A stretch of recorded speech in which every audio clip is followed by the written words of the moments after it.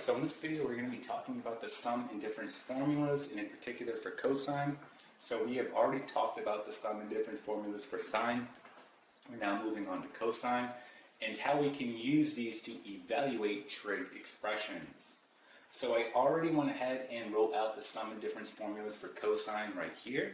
Okay, so this is what we're going to use when going through the examples to evaluate the trig expression.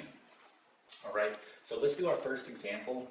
So we have cosine of 30 degrees plus 45 degrees.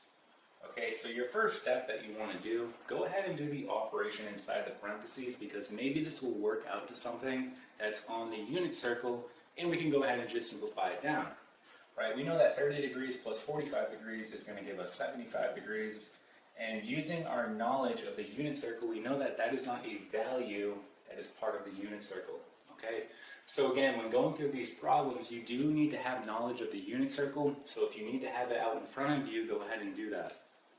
Alright, so we're going to have to use the sum and difference formulas here, because again, this is not a known value on the unit circle, but 30 degrees and 45 degrees, those are. So again, this is where the sum and difference formulas will come into play. So let's erase this. And looking at my operator here, right, I have addition, meaning I'm going to go ahead and use this one right here. So I'm just going to go ahead and rewrite it. So I have cosine u. So in this case, u is 30 degrees. And then I have cosine v. V is going to be 45 degrees. Okay. And then I have minus sine u. Again, u is 30 degrees. And sine v, which is 45 degrees. Okay, and then again, this is where your knowledge of the unit circle needs to come into play. We know that cosine of 30 degrees is going to be the square root of 3 all over 2. Okay, and we know that cosine of 45 degrees, well, that's going to be the square root of 2 all over 2. Okay, and then we have minus, then we have sine of 30 degrees, well, that's going to be a half.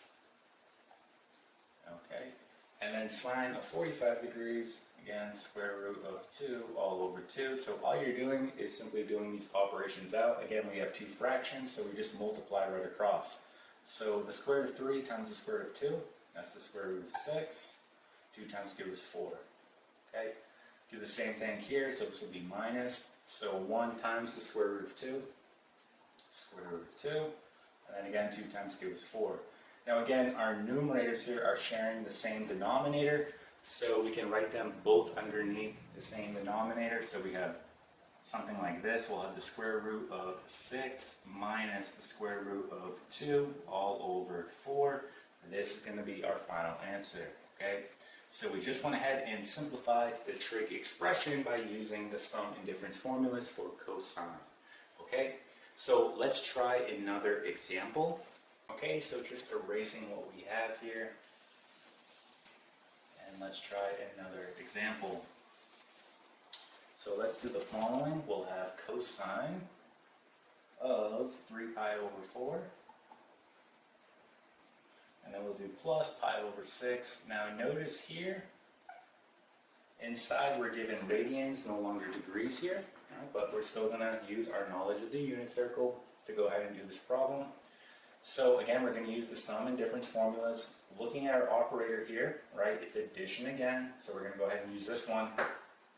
So let's go ahead and figure out how we're going to do this. So we're going to say cosine u, so cosine u, which is going to be 3 pi all over 4, and then we're going to have cosine v, which is pi over 6, okay, minus, and we have sine u.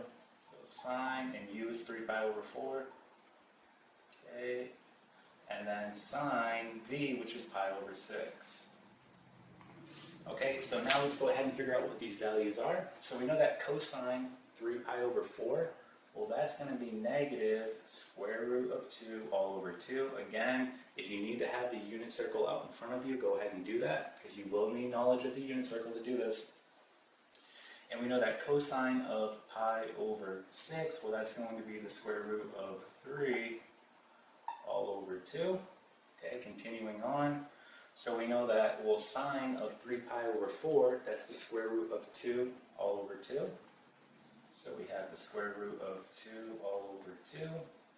And then sine of pi over 6 is going to be a half. Okay, so let's go ahead and just do these operations out. So this here is going to give us negative square root of 6 all over 4. Again, we're dealing with fractions, so we're just multiplying right across. And then we have minus, this is going to be the square root of 2 all over 4. So again, our numerators are sharing the same denominator, meaning we can write them all underneath the same denominator. So we have the following, the negative square root of 6 minus square root of 2 all over 4. This here is going to be our final simplified answer.